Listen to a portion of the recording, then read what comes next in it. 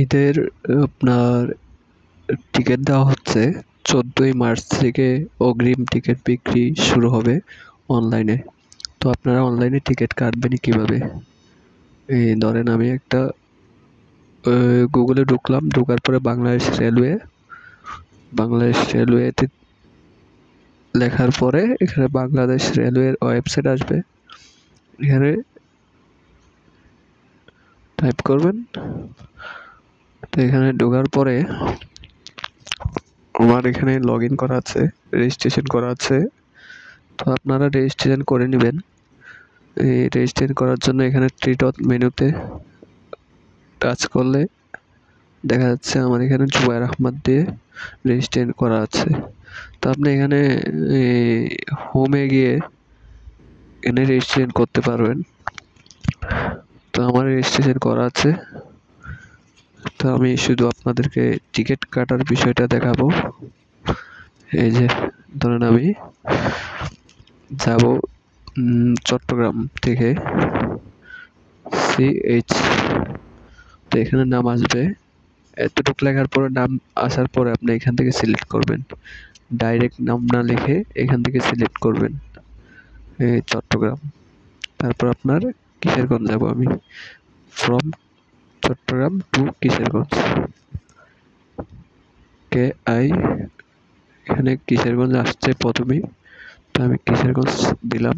তো তারিখ আমি ধরেন 20 তারিখ দিচ্ছি। তো এখানে আপনার বিভিন্ন ক্যাটাগরির সিট আছে। তো আপনি AC, B, ACC এরকম অনেক আছে। তো সাধারণত মানুষের যেটা বেশি ইউজ করে সুমন চেয়ার কিংবা first chair, first berth, first seat. তো আমি সুমন চেয়ারে দিচ্ছি। এই যে H চেয়ার, সুমন চেয়ার। তো চার্জ 10 দেওয়ার পর আপনার এই যে 20 তারিখের টিকিট দেখাচ্ছে।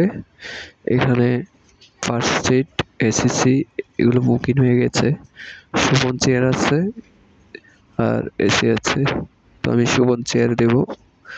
প্রাইস 365 টাকা। দেওয়ার পরে এই যে চাপ দেওয়ার পরে নিচে সিট আসছে। এখানে সিট একটাও খালি নাই বগিতে। তো এখানে চাপ দিবেন। দেওয়ার পরে আপনার এই যে প্রত্যেকটা বগিতে কয়টা সিট করে খালি আছে দেখাচ্ছে। তো বগিতে 15টা সিট খালি। এই যে আপনার যেগুলো সাদা কালারের বৃত্ত, এগুলোতে আপনার নাম্বারগুলো এগুলো হয়েছে খালি সিট। ধরেন আমি এখানে দেখাচ্ছি 17 নাম্বার সিটটা সিলেক্ট করলাম।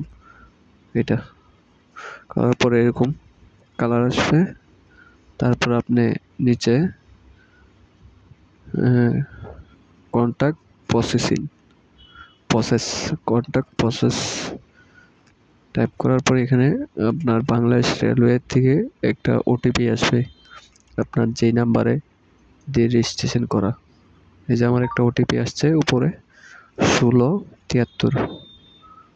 তো 1673 দিলাম। দেওয়ার পরে এখানে আপনার এই যে 365 টাকা সিটের আসছিল, এখানে 20 টাকা অনলাইন চার্জ। এই যে টিকিট প্রাইস 365, 20 টাকা সার্ভিস চার্জ, টোটাল 385 টাকা। 17 ট আপনি বিকাশে করবেন, নগদে না রকেটে না উপায়ে, সবগুলি দেওয়া আছে। ধরেন আমি বিকাশে দেব। দেওয়ার পরে এখানে লোডিং নিচ্ছে। এই যে আপনার বিকাশ নাম্বার, যে বিকাশ নাম্বার থেকে আপনি পে করবেন, বিকাশ নাম্বার পে করার পরে কনফার্ম দিবেন। দেওয়ার পরে পিন দিবেন। ওকে, টিকিট কাটা হয়ে যাবে, আপনার জিমেল অ্যাকাউন্টে চলে আসবে। আশা করি আপনারা বুঝতে পারছেন বিষয়টা, বুঝতে পেরেছেন।